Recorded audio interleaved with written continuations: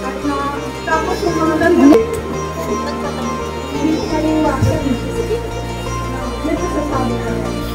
Pero yung praise God kasi hindi na ako nagsabi. Amen. Wala na umusal na tayo. Wala na. And then, ano yung mga pagkakalo. Grabe. Picture. Next play. Kasi,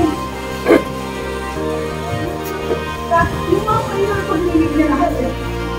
Kahit yung hindi ko pa pinag-play, pwede na natin ito ba? Binibigay na niya. Kaya yung mga every copy, number copy, nakukuha ko lang hanggang 4 kaman. Wow. Kasi, kala ko hindi ko nakukuha. Sira na yung mga palay. Sira yung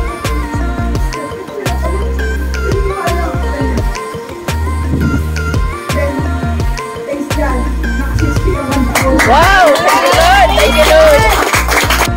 Thank you, Lord!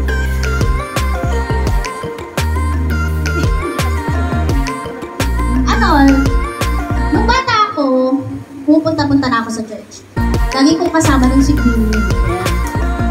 Si Queenie noon, siyempre, lumaki, may kanya-kanya ng naging landas. Family. May background pa. May kanya-kanya ng naging landas hanggang napunta ako sa ibang bansa. Siguro doon si Lord sa buhay ko, pero ako yung nagkulang.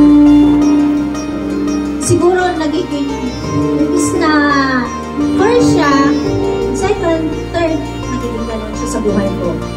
Tapos hanggang nung nakauwi ako dito, siguro hindi lang isa, 2 beses na nag-inip ako how many times He calling me in my dreams. Tapos yun, biglang dito ako dinala ni Lord eh. Hindi dahil lang dito yung pinsan ko, kapatid ko. Just one day, isang linggo, bigla na lang akong pumunta dito. Hanggang unti-unti kong nakikilala ulit si Lord. Kasi lahat ng blessings, alam nyo, when you find love, healing, strength, provision, when you ask Him comfort, guidance, happiness, miracles, siya lang magbibigay ng lahat sa'yo. Amen. Basta lalapit ka sa Kanya, dahil ganun yung pinaramdam niya sa akin. Ganun yung pinaramdam ng Diyos sa buhay ko. Pinaranas niya sa akin na yung mga bagay na posible ay magiging ito. Yung mga bagay na imposible, magiging posible. Amen. Basta ilapit mo lang sa Kanya. Alam niyo, hindi ko alam kung bakit nilapit ako ulit ng Diyos. Lumapit ako ulit sa Kanya eh. Hindi ko alam na prepare pala niya ako sa mga darating. Kasi hindi naman normal na walang pagsubok sa buhay. Hindi ko alam na last year, mawawala sa amin yung tatay namin. Siguro kung wala ako sa Diyos, pati siguro ako, hindi ko nailapit yung tatay ko sa Panginoon na pinaka-importante sa buhay natin. Pag minsan naghahanap, hanggang ngayon, kahit wala na siya for how many months, when I still the pain, pag umiiyak ako, pag minsan, bigla na lang ako nananaginip sa gabi. God tell me, wipe your tears. Kasi, okay siya. Hanggang mapapaginipan ko yung tatay ko, yung father ko na nakangiti, ang ganda ng katawan at the same, nung nagkakasakit siya, na masaya siya. It means peace with God. Na hindi ko kailangang mag-alala, na hindi ko kailangang laging umiyak dahil wala siya sa piling namin dahil kasama siya ni God. Amen. Kaya, put God first sa buhay natin. Kasi lahat ng hihilingin natin, ng ipagdarasal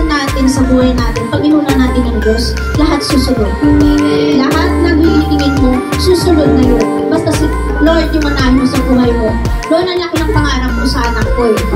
Si Yuno, alam niyo naman, lagi kong laging hadlang nun. Kunwari pag magkakasakit na Friday, Saturday, of course, Sunday, hirap na naman ako makapunta ng church. Pero sabi ko, Lord, talagang nilakasan ko yung prayer ko kay God. Kasi the more you cry to God, mas mabilis ka niyang mapapakinggan. Amen. Basta maging mapagpakumbaba ka lang sa Kanya. Lord, sabi ko, Lord, samahan mo ako sa pagpapalaki sa anak ko. Kasi hindi lang pwedeng kami lang ng asawa ko. Dapat ikaw yung manguna sa pagpapalaki sa kanya. Yung kalusugan niya, ikaw yung manguna. Tapos hanggang ngayon, nararamdaman ko kung paano gumalaw yung Diyos sa buhay namin mag-asawa, sa buhay ng pamilya ko. At saka hindi lang yung buhay namin dalawa yung pinag-pray ko, kundi sa buhay ng pamilya ko, especially sa nanay ko. Amen. Ang saya ko nga eh, nandito siya. Amen. Praise Sana hindi lang ito yung unat huli. Amen. Malinis, di ba? Kaya, ang saya lang. Magpuri ka lang na magpuri sa Diyos kahit madaming pagsubok. Kasi the more na may pagsubok, tinitest ka ni God, pero yung kasunod, all blessings. Amen. Basta magtiwala ka lang. Yung pangarap ko sa kanya, pangarap ko sa anak ko. Noon, sabi ko dapat makapagtanto siya ng ganito, ganyan. Gusto ko makapaghanap buhay ako ng ganito para makuha na yung gusto nga. No. Put God first. Kung makikilala niya yung Diyos hanggang sa paglaki niya, masaya-masaya na ako. Kasi magiging panatag na ako. Kasi lahat ng gugustuhin niya, ibibigay ni Lord. Kaya, thank you God. Sana magmingming ang Diyos sa buhay natin. Hindi lang sa buhay ko. Kasi yung pinaranas ng Diyos sa buhay ko, I know ipaparanas ng Diyos sa buhay niya. Amen. Kaya, thank you Lord. Sana hindi lang po ito yung una at huli na magkakasama tayo. Thank you. God bless. Amen. Yung amin pong aawitin, yung last time na pinagta po namin eh, sabi ko, iniisip ko kanina, yung last time natin pinagta po, nung namatay si God. Napag-uwi si God. But the message, the same message, ng kabutihan ng Panginoon sa buhay ng daddy ko, nung nakabuluhan siya. And the same message that says, the Lord is good, and He is faithful. Napakabuti po ng Panginoon sa lahat ng seasons ng ating buhay. But the Lord is really good. Nagulat nga po ako kanina kasi the last time na nandito kami pastor, hindi ko bubukas ito. Hindi ko bubukas yan. Kaya sabi ko, kumaba na. And we're rejoicing to see the kids. Amen. Bata po yan eh. Pagdadadad na nagiging teacher si Mama Des sa Sunday School. But natutuwa ako yung mga faithful na students yung mga nag-present. Amen. Tapos, kaya kanina, bigla kami tinawag. Sabi, teka, mga bata ko na tinawag at napatanda na agad. Hindi-use nila. But anyway, we're so glad to see yung mga bagong mukha na hindi ko pa nakikita pa. Siguro ako po ang wala. Kami po wala dito. But you are here.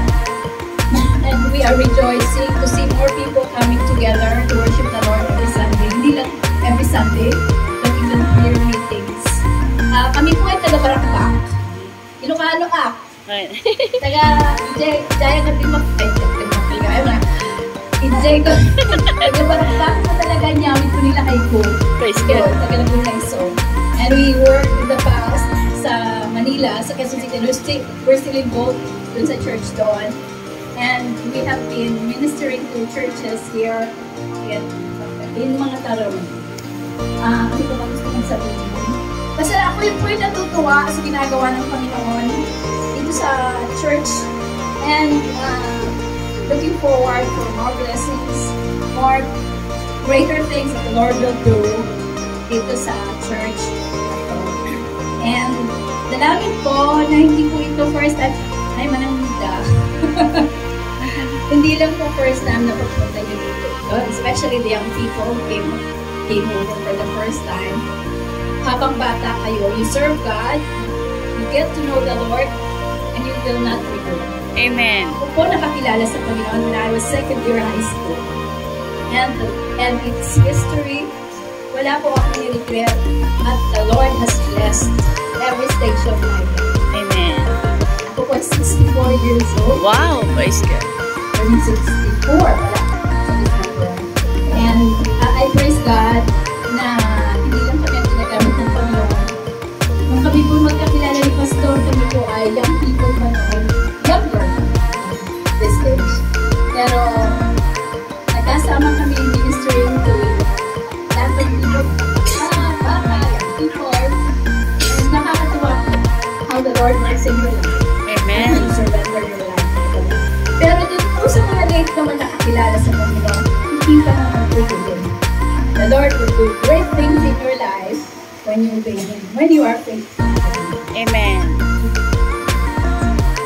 Amen.